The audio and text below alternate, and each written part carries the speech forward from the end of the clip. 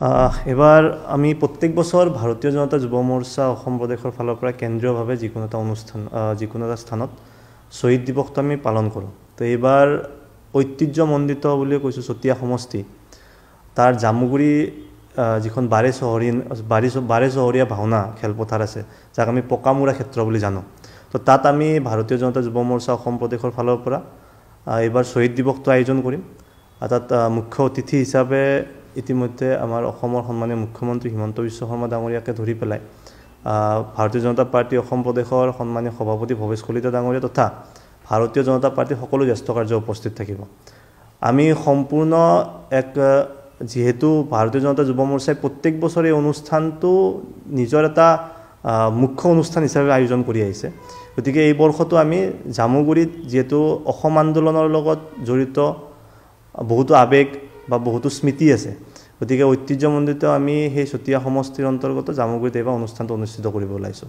প্ৰায় 10,000 মানে যুৱক যুৱতী বিশেষভাৱে যুৱ মৰ্চা কাৰ্যকৰ্তাসকল প্ৰায় 10,000 আমি তাত পাব্লিক গেডাৰিং কৰি পেলাই এই অনুষ্ঠানটো আটকধুনীয়াকৈ কৰিবৰ কাৰণে আমি মানস কৰিছোঁ।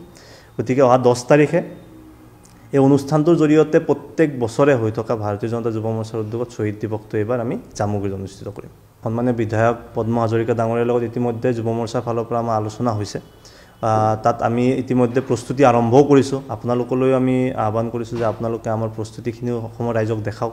তো আমি সম্পূৰ্ণৰূপে প্ৰস্তুতি তুংগত ৰাখি পেলাই আৰু সমগ্ৰ অবিভক্ত যিখন শোণিতপুৰ জিলা আছে, এতিয়াৰ শোণিতপুৰ আৰু বিশ্বনাথ, তাৰ পৰা শ্বহীদ পৰিয়াল তথা নিৰ্যাতিত পৰিয়াল প্ৰায় 160টাতকৈ অধিক ইতিমধ্যে আমাৰ হাতত ইয়াত লিষ্ট আহিছে। গতিকে সকলোকে আমি নিমন্ত্ৰণ জনাই সেই অনুষ্ঠানটোৰ মাধ্যমেৰে শ্বহীদ পৰিয়াল আৰু নিৰ্যাতিত পৰিয়ালসকল প্ৰায় 160টা পৰিয়ালক আমি সেই অনুষ্ঠানত সম্বৰ্ধনা জনাম আৰু সকলো নমস্য শ্বহীদসকলক আমি সেই অনুষ্ঠানটোৰ জৰিয়তে স্মৰণ কৰাৰ কাৰণে মানস কৰিছোঁ। মানে আমাৰ উদ্দেশ্য এটাই যে অসমৰ আগন্তুক যিটো প্ৰজন্ম আছে, সেই আগন্তুক প্ৰজন্মটো বিশেষভাৱে যিটো যুৱ প্ৰজন্ম, সেই যুৱ প্ৰজন্মই অসমৰ ঐতিহাসিক অসম আন্দোলনৰ জৰিয়তে যিসকল শ্বহীদ হৈছিল আৰু অসম আন্দোলনৰ সময়ত বা অসম আন্দোলনৰ যিটো আৱেগ আছে, স্মৃতি আছে, আৰু মই ভাবোঁ যে সেই আন্দোলনটোত ভাৰতীয় জনতা পাৰ্টিৰ সেই সময়ৰ জ্যেষ্ঠ কাৰ্যকৰ্তাসকলৰ যি ধৰণে অৰিহণা আছে সেইখিনি বৰ্তমানৰ প্ৰজন্ম আৰু আগন্তুক প্ৰজন্মই জানিব লাগিব।